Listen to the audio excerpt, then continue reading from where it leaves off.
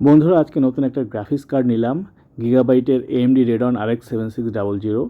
তো এটা মূলত আমার ভাইয়ের কম্পিউটারের জন্য নেওয়া হয়েছে। ও বিভিন্ন ধরনের গ্রাফিক্সের কাজ করে, ওর জন্য নেওয়া হয়েছে। তো প্রথমে আমাদের টার্গেট ছিল 3050 নেব এনভিডিয়া। তো ওটার দাম মার্কেটে ছিল প্রায় 22-এর মতো, আর এটার দাম পড়েছে আমার 30,200 টাকা। এবং এটাতে 3টে ফ্যান আছে, আর যদি 2টো ফ্যান ভার্সন নাও তাহলে তোমার 30,000ই পেয়ে যাবে। তো 200 টাকার জন্য ভাবলাম 3টে ফ্যান সহ নেই, ভালো কুলিং থাকবে।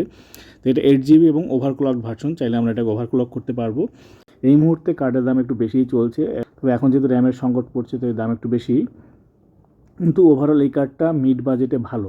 3050 থেকে যদি তোমাদের বাজেট একটু ভালো থাকে সেক্ষেত্রে আমি সাজেস্ট করবো 7600 নেওয়াটা ভালো। তবে তোমরা দেখবে যদি গেম খেলতে চাও সেক্ষেত্রে এনভিডিয়া যাওয়া ভালো, বাট যদি অন্যান্য গ্রাফিক্সের কাজ থাকে সেক্ষেত্রে তোমরা এই AMDতেও যেতে পারো, সেটা তোমরা বুঝে নেবে। আমি একটা গেম খেলে তোমাদের দেখাবো, গেমও ভালোই চলে এটা দিও। তো জাস্ট আনবক্সটা শেয়ার করছি, একদম পুরো সিল প্যাকই আমার দোকান থেকে নিয়ে এসেছি।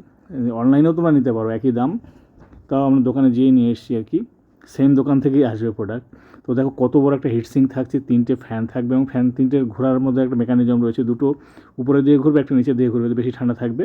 আর দুটো ডিসপ্লে আউটপুট পাবে এবং দুটো HDMI আউটপুট পাবে, অর্থাৎ 4টে মনিটর একসঙ্গে কানেক্ট করা যাবে এর সঙ্গে। সবথেকে ভালো হচ্ছে দুটো HDMI পোর্ট দিয়েছে।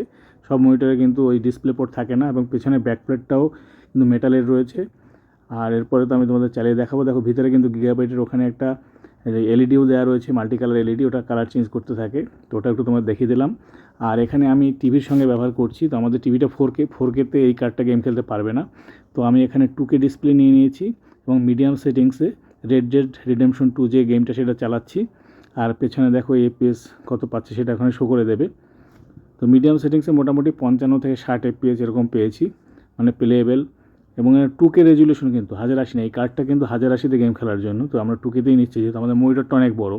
এটা একটা 4K টিভি, তো দেখতেই পাচ্ছ 2Kতেও কিন্তু টিভির অর্ধেকই হচ্ছে, বাদ বাকিটা অন্য কিছু আমরা এই পিছনে AMD সফটওয়্যারের ওটা চালিয়ে রেখেছি। এবং ম্যাক্সিমাম দেখো 170 ওয়াট পাওয়ার ড্র করে, এটাই ম্যাক্সিমাম পাওয়ার।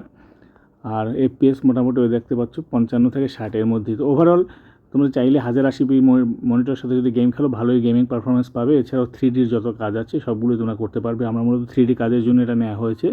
তো ওভারঅল ভালো একটা কার্ড, যদি তোমাদের এই মুহূর্তে দরকার পড়ে সেক্ষেত্রে নিতে পারো। আর যদি কিছু ওয়েট করতে চাও কম দামে পাওয়ার জন্য সেটাও তোমরা করতে পারো।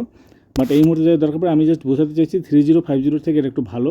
তবে যারা গেম খেলতে চাও তারা 3050 বা এনভিডিয়াতেই যেতে পারো। বাট অন্য কাজের ক্ষেত্রে 7600 দিতে পারো। বাট ওভারঅল কিন্তু AMD রেড কার্ডটাও ভালো করেছে। আগে AMD কার্ডটার পারফরমেন্স অত ভালো থাকতো না, বাট AMD কিন্তু নতুন কার্ডগুলোতে ভালোই পারফরমেন্স দিচ্ছে।